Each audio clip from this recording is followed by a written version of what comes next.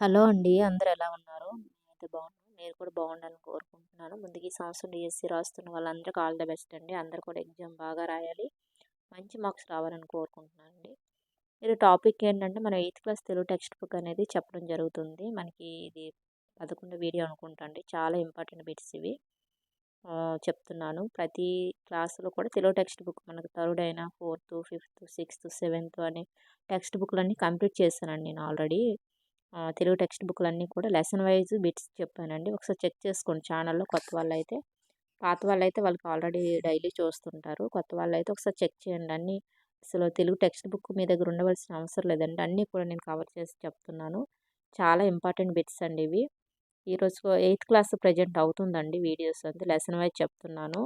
అలాగే మనకి 8 అయిన వెంటనే 9th కూడా చెప్తానండి. ఆ తర్వాత తెలుగు కంటెంట్ అయిపోతే మెథడాలజీ, తెలుగు మెథడాలజీ స్టార్ట్ చేసుకుందాం. తర్వాత తెలుగు మొత్తం కంటెంట్, మెథడాలజీ అయ్యాక మనం వేరే సబ్జెక్ట్‌కి వెళ్ళడం జరుగుతుందండి. తెలుగు మొత్తం కంప్లీట్ చేసేస్తాను. తర్వాత వేరే సబ్జెక్ట్‌కి వెళ్ళడం జరుగుతుందండి.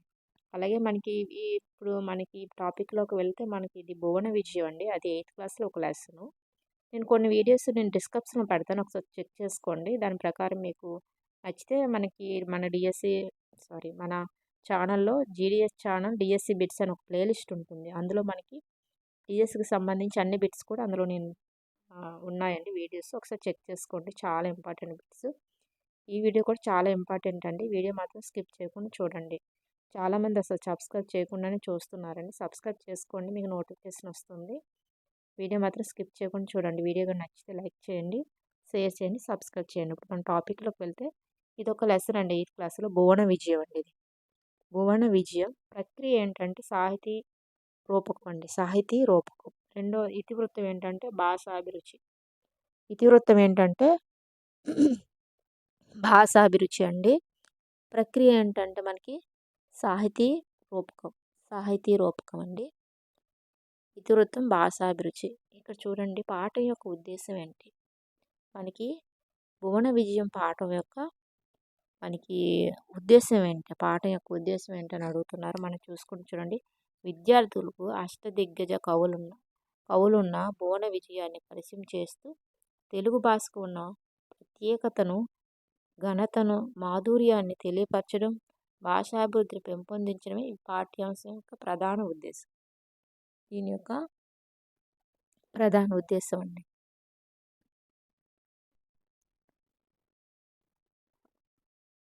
ఈ పాఠ్యాంశం యొక్క ప్రధాన ఉద్దేశం అండి. విద్యార్థులకు అష్టదిగ్గజ కవులున్న విజయాన్ని పరిచయం చేస్తూ తెలుగు భాషకు ఉన్న ప్రత్యేకతను, ఘనతను, మాధుర్యాన్ని తెలియజేయడం, భాషాభిమానాన్ని పెంపొందించడం ఈ పాఠం యొక్క ఉద్దేశం. భువన విజయం అనే పాఠం యొక్క ఉద్దేశం. ఈ రచన ఎవరంటే ఇతను ఎవరు రాశారు భువన విజయాన్ని అంటే వేటూరి ప్రభాకర్ శాస్త్రి అండి. ఇతని యొక్క కాలం 1888 నుంచి 1950 వరకు అండి. 1888 నుంచి 1950 కృష్ణా జిల్లా పెదకల్లేపల్లిలో జన్మించారు ఇతను. కృష్ణా జిల్లా పెదకల్లేపల్లిలో జన్మించారు. వీరి యొక్క తల్లిదండ్రులు తండ్రి సుందర శాస్త్రి, తల్లి శేషమ్మ. తండ్రి వద్ద మద్దూరి రామావధాని వద్ద సంస్కృతాంధ్రలు నేర్చుకున్నారు ఇతను. శాస్త్రి గారు గొప్ప పరిశోధకులు, కవి, నాటకకర్త. ఇతను వేటూరి ప్రభాకర్ శాస్త్రి గొప్ప పరిశోధకులు, కవి, నాటకకర్త. అలాగే దేశ చరిత్ర, భాషా సాహిత్యాలను పరిశోధించి అమూల్యమైన వ్యాసాలు రచించారు. ప్రాచీన కవులు చాటువులను సేకరించి చాటుపద్య మణిమంజరిని కూర్చారనమాట ఇతను వేటూరి ప్రభాకర్ శాస్త్రి. నెక్స్ట్ మనం చూసుకుంటే సివి సుబ్బన్న. ఇతని యొక్క కాలం ఏంటంటే 1929 నుంచి 2017 వరకు. పూర్తి పేరు కడప వెంకట సుబ్బన్న. సివి సుబ్బన్న అంటే మనకి కడప వెంకట సుబ్బన్న. నెక్స్ట్ ఈయన కడప జిల్లా పొద్దుటూరులో చెప్పన్న రంగమ్మ దంపతులకు జన్మించారు. చెప్పన్న రంగమ్మ అనే వాళ్ళ తల్లిదండ్రులండి సివి సుబ్బన్న తల్లిదండ్రులు. నెక్స్ట్ వీరు అనేక అవధానాలు చేసి శతావధాన ప్రబంధ త్రిపుటి పేరుతో గొప్ప గ్రంథాన్ని ప్రకటించారనమాట. సరస్వతి పుత్ర అవధాని పితామహ బిరుదకితులు ఇతను. సరస్వతి పుత్ర అవధాని పితామహ అని బిరుదులు ఇతనికి ఇవ్వడం సివి సుబ్బన్నకు. ఈ పాట వేటూరు ప్రభాకర్ శాస్త్రి సివి సుబ్బన్న గారు రచించిన అవధాని విద్య పుస్తకం నుంచి స్వీకరించబడింది. అవధాని విద్య ఈ పాఠం వేటూరి ప్రభాకర్ శాస్త్రి, సివి సుబ్బಣ್ణ గారు రచించిన అవధాని విద్య అనే పుస్తకం నుంచి స్వీకరించబడింది. నెక్స్ట్ మనం చూసుకుంటే చంపకమాల పద్య లక్షణాలు ఎలా ఉంటాయి? చంపకమాల పద్య లక్షణాలు అనేవి ఎలా ఉంటాయని మనం తెలుసుకుందాము. చంపకమాల వృత్తి జాతి పద్యం. ఏంటండి? వృత్తి జాతి పద్యం. ఇందులో 4 పాదాలు ఉంటాయి. ప్రతి పాదంలో 21 అక్షరాలు ఉంటాయి. ప్రతి పాదంలో 21 అక్షరాలు ఉంటాయి. ఇందులో 4 పాదాలు కూడా ఉంటాయి. చంపకమాల వృత్త జాతి పద్యం. నెక్స్ట్ నజభజ జజర అనే గణాలు వరుసగా వస్తాయి. యతి స్థానం 11వ అక్షరం. నజభజ జజర అనే అక్షరాలు వస్తాయని చంపకమాలలో. యతి స్థానం ఎన్నో అక్షరాలు అంటే 11వ అక్షరం. అలాగే వృత్యానుపాశ అలంకారం చూసుకుంటే మరొకసారి చంపకమాల పద్య లక్షణాలు ఎలా ఉంటాయో చూద్దాము. చంపకమాల వృత్త జాతి పద్యం. ఇందులో 4 పాదాలు ఉంటాయి. ప్రతి పాదంలో 21 అక్షరాలు ఉంటాయి. నజభజ జజర అనే గణాలు వరుసగా వస్తాయి. యతి స్థానం 11వ అక్షరం. ఇప్పుడు మనకి వృత్యానుప్రాస అలంకారం చూసుకుంటే ఒక పద్యంలో కానీ పద్య పాదంలో కానీ ఒకటి కంటే ఎక్కువ హల్లులు పదే పదే పునరావృతం అయితే అది వృత్యానుప్రాస అలంకారం అవుతుంది.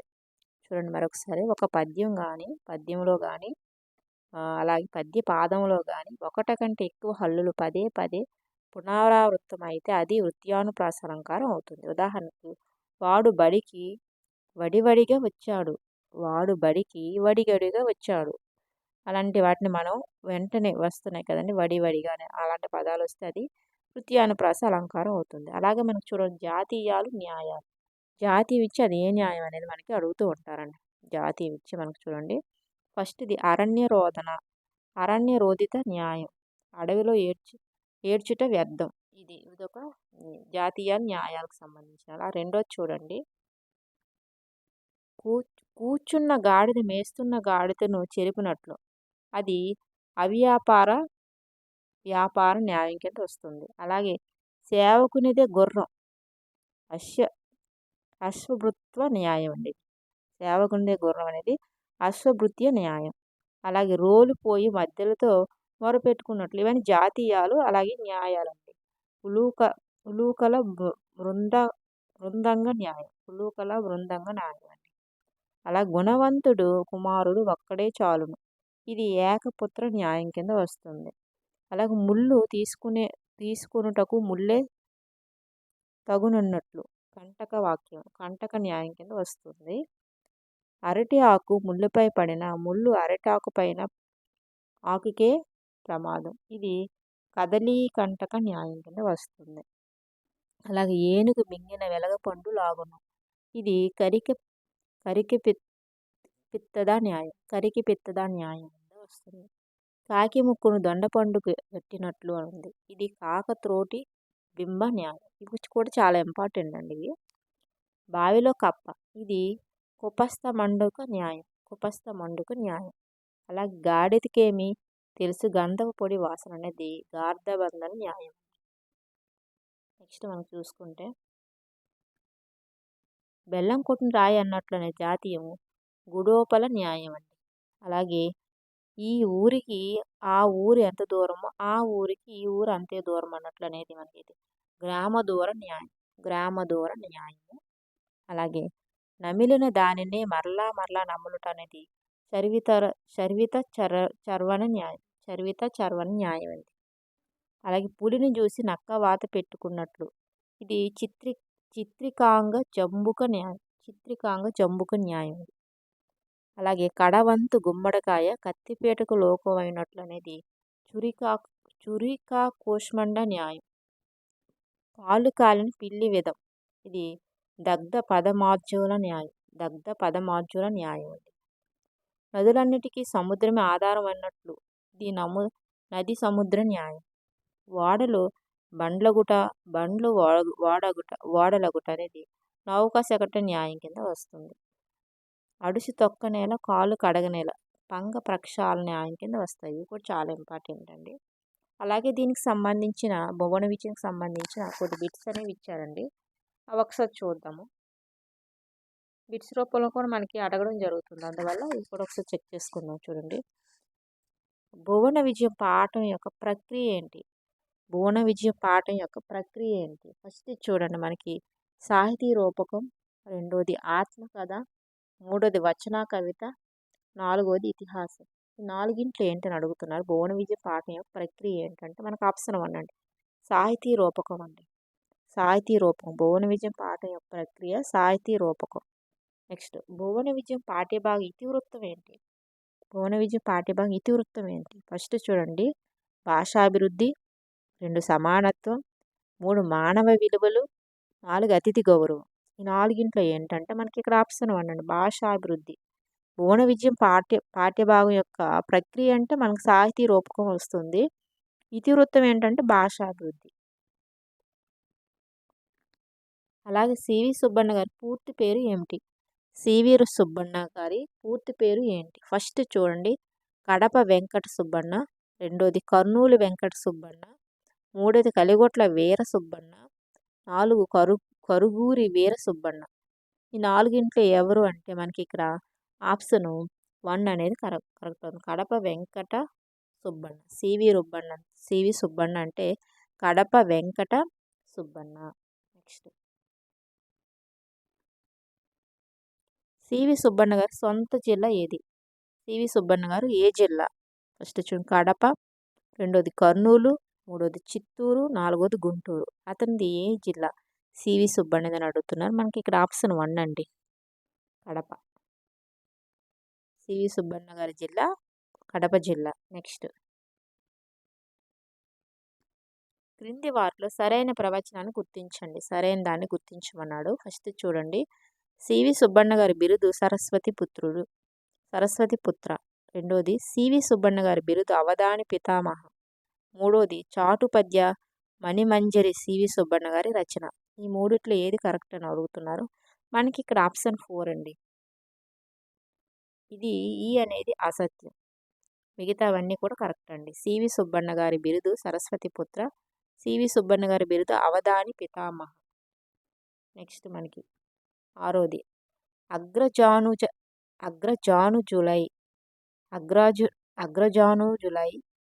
రణుజాగ్రజులుగా. ఈ పద్యపాదానికి అర్థం ఏంటి? దీని యొక్క అర్థం ఏంటి? అగ్రజానుజులై రణుజాగ్రజులుగా అని ఉంది. దీని యొక్క అర్థం ఏంటి అని అడుగుతున్నారు. ఫస్ట్ ఆప్షన్ మనకి అన్నదమ్ములు. నెక్స్ట్ అన్నదమ్ములు శత్రువులైనారు, 3 అన్నదమ్ములు అక్కా చెల్లెలు అయినారు, అన్నదమ్ములు తమ్ముళ్ళు అయినారు. ఇందులో మనకి ఏది కరెక్ట్ అంటున్నారు. మనకి ఇక్కడ ఆప్షన్ 4 అండి. అన్నదమ్ములు తమ్ముడులయ్యారు.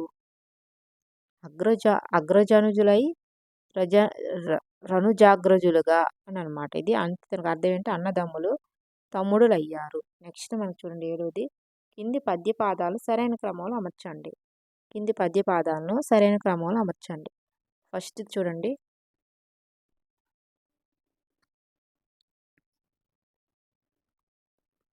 కింది పద్యపాదాలను సరైన క్రమంలో అమర్చమన్నాడండి. ఫస్ట్ చూడండి నగ్రాజునుజులై రణజాగృజులు.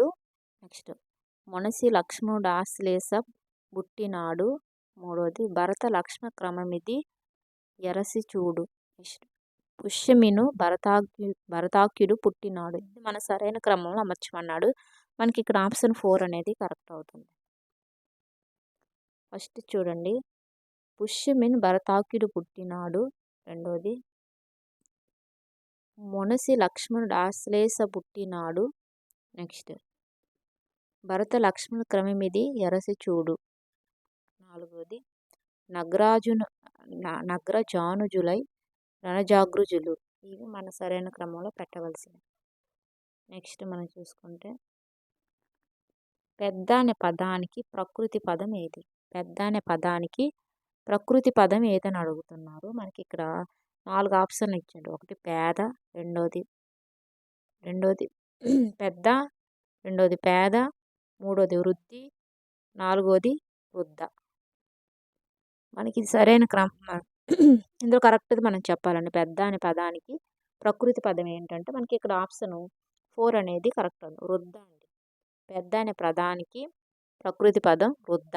పెద్ద అనే పదానికి ప్రకృతి పదం వృద్ధ అండి. కరినెత్తుకుపోయి ఇలుక కలుగును దినియన్. ఈ సమస్య పురాణను రాయలవారు వీరికిచ్చారు. ఈ సమస్య ఎవరికిచ్చారు? ఇది ఫస్ట్‌ది పెద్దన, రెండోది తెనాలి రామకృష్ణుడు, మూడోది దూర్జటి, నాలుగోది భట్టుమూర్తి. ఈ నలుగురిలో ఎవరికిచ్చారు? రాయలవారు. కరినెత్తకపోయి ఎలుక కలుగును దినియన్ అనేది ఈ సమస్య ఎవరికిచ్చారని అడుగుతున్నారు. మనకి ఇక్కడ ఆప్షన్ 4 అండి, భట్టుమూర్తి.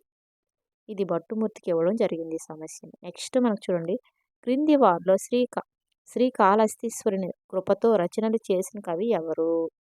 ఈ క్రింది కవుల్లో శ్రీకాళహస్తీశ్వరి కృపతో రచనలు చేసిన వాళ్ళు ఎవరు?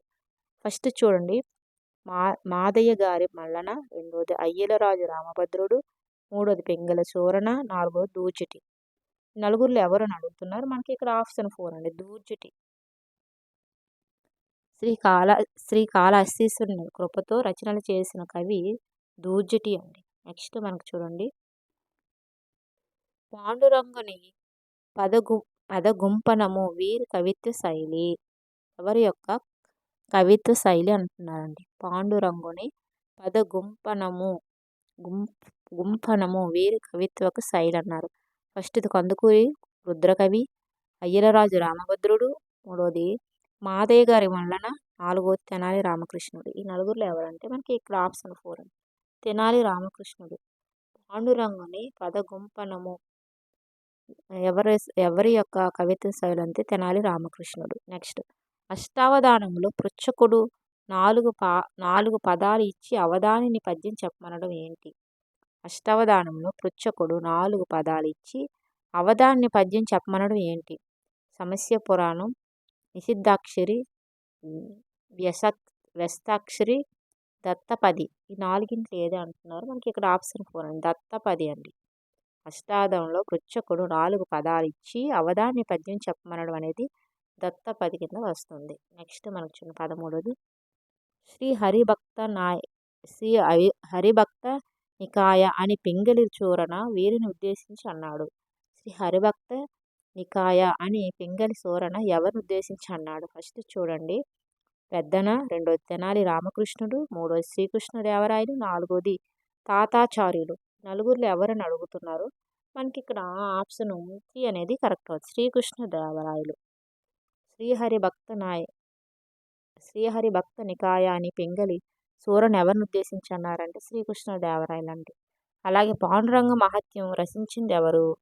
పాండురంగ మహత్యం ఎవరు రచించారు అంటున్నారు. ఫస్ట్ చూడండి, తెనాలి రామకృష్ణుడు, రెండోది అయ్యలరాజు రామభద్రుడు, మూడోది నంది తిమ్మన, నాలుగోది అల్లసాని పెద్దన.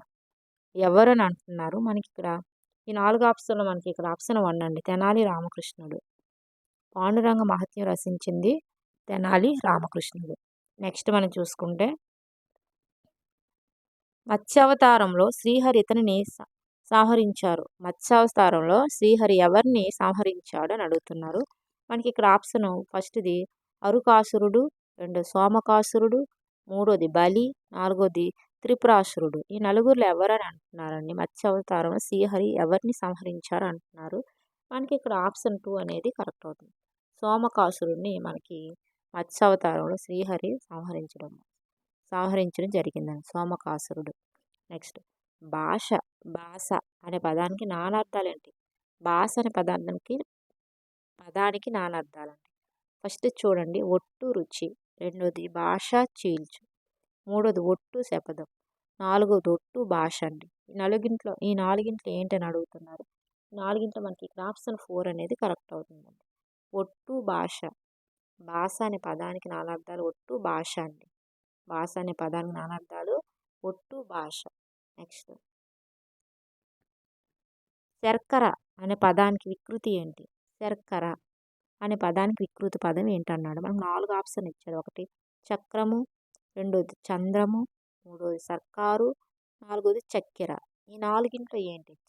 శర్కర అనే పదానికి వికృతి అని అడుగుతున్నారు. మనకి ఇక్కడ ఆప్షన్ 4 అనేది కరెక్ట్, చక్కెర అండి. శర్కర అనే పదానికి వికృతి పదం చక్కెర. శర్కర అంటే వికృతి పదం చక్కెర. నెక్స్ట్ మనకు చూడండి 18ది, రాయులు ఇచ్చిన గోలుకొండ, మూలముండ, పూలదండ, కొత్తకొండ అనే పదాలతో పద్యం పూరించింది ఎవరు? రాయులిచ్చిన గోలుకొండ, మూలముండ, పూలదండ, కొత్త కుండ అనే పదాలతో పద్యం పూరించింది ఎవరని అడుగుతున్నారు. మనకి ఇక్కడ ఫస్ట్ చూడండి పెద్దన, రెండోది రామభద్ర కవి, మూడోది నంది తిమ్మన, నాలుగోది పింగళి సూరణ. ఈ నలుగురిలో ఎవరని అంటున్నారు. మనకి ఇక్కడ ఆప్షన్ 2 అండి, రామభద్ర కవి. రాయలవారు ఇచ్చిన గోలుకొండ, మూలముండ, పూలదండ, కొత్త కొండ అనే పదాలతో పద్యం పూరించింది ఎవరంటే రామభద్ర కవి. నెక్స్ట్, క్రింది ప్రవచనాల్లో సరైన దాన్ని గుర్తించండి అన్నాడు. ఫస్ట్ చూడండి, సివి సుబ్బన్న శతావధాన ప్రబంధం త్రిపుటి రచించారు. అలాగే సివి సుబ్బన్న ప్రాచీన కవుల చాటువులను సేకరించారు. అలాగే వీరిద్దరు అవధాన విద్య గ్రంథం రచించారు. నాలుగోది వేటూరి ప్రభాకర శాస్త్రి చాటు పద్యం అని మంజరి రచించారు. ఇందులో ఏ మనకి సరైన ప్రవచనాలు అంటున్నారు. మనకి ఇక్కడ ఆప్షన్ 3 అనేది కరెక్ట్ అవుతుంది. ఆప్షన్ 3 ఫస్ట్ ఇది కరెక్ట్ అండి. సివి సుబ్బన్న శతావధాన ప్రబంధ త్రిపుటి రచించారు. అలాగే మనకి ఈ అండి, వీరిద్దరూ అవధాన విద్య గ్రంథం రచించారు. అలాగే వేటూరి ప్రభాకర్ శాస్త్రి చాటు పద్యం అని మంజరి రచించారు. ఇవి మనకి కరెక్ట్ అవుతుంది. నెక్స్ట్ మనకి 20 చూడండి, లాస్ట్ పెట్టి ఈ వీడియోకి. సర్వం పదానికి సరైన అర్థం ఏంటి? సర్వం అనే పదానికి అర్థం ఏంటి? ఫస్ట్ చూడండి, సమస్తం, రెండోది విద్య, మూడోది ధనం, నాలుగోది సంపద. సర్వం అనే పదానికి అర్థం ఏంటని అడుగుతున్నారు. మనకి ఇక్కడ ఆప్షన్ 1 అండి, సమస్తం. సర్వం అంటే అర్థం సమస్తం. ఇవ్వండి ఈరోజుకి సంబంధించిన బిట్స్. మళ్ళీ మనం రేపు 8th class Telugu text book సంబంధించి బిట్స్ చెప్పుకుంటామండి. ఇంకా ఉన్నాయి లెసన్స్, చాలా ఎక్కువ కంటెంట్ ఉందండి. అందువల్ల వీడియోస్ చాలా ఎక్కువగా వస్తాయి. ఓకే అండి, వీడియో కానీ నచ్చితే లైక్ చేయండి, షేర్ చేయండి, సబ్స్క్రైబ్ చేయండి ఫ్రెండ్స్. చాలా ఇంపార్టెంట్ బిట్స్. ఓకే అండి, థ్యాంక్ యూ.